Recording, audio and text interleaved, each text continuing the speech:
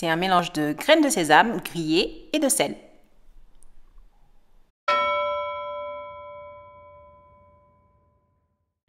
Au même titre que les noix, les noisettes, les amandes et tous les autres oléagineux, la graine de sésame est riche en acides gras polyinsaturés qui sont en fait les bons acides gras et qui permettent de protéger nos artères.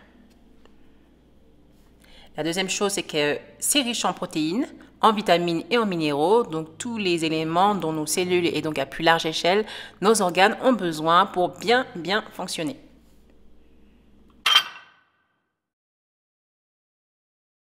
Alors, vous pouvez en mettre dans vos préparations, par exemple les salades froides, ou encore dans l'eau de cuisson de vos pâtes, riz, céréales.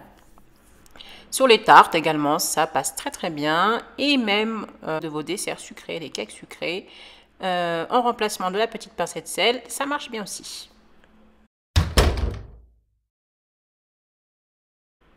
Alors, ça se trouve un peu partout, surtout dans les magasins bio.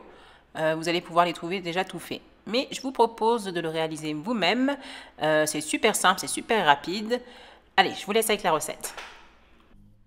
Alors, dans une poêle, vous allez tout simplement faire revenir vos graines de sésame.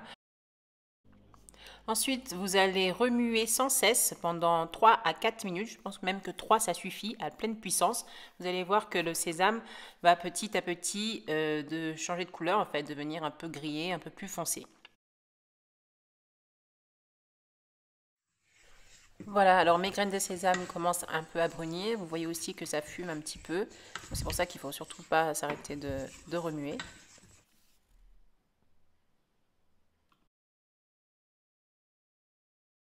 Et voilà, donc là vous voyez que ça a bien coloré, donc c'est prêt. Alors à partir de là, on va pouvoir verser donc nos graines sur une assiette et les laisser bien refroidir.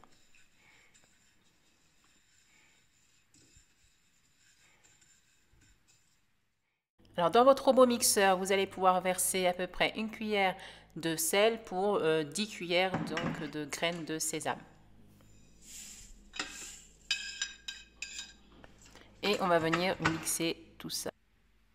Sur le Thermomix, je crois que j'ai mixé à 6 pendant 15 secondes. Après, il ne faut pas trop non plus mixer parce que du coup, enfin, pas trop longtemps parce que ça risque de libérer en fait le sucre, si je puis dire ainsi, des graines et donc finalement faire évacuer toutes les vertus de vos graines et ça va rendre aussi la préparation assez collante. Donc vous pouvez mixer fort mais pas longtemps ou bien à puissance moyenne un petit peu plus longtemps.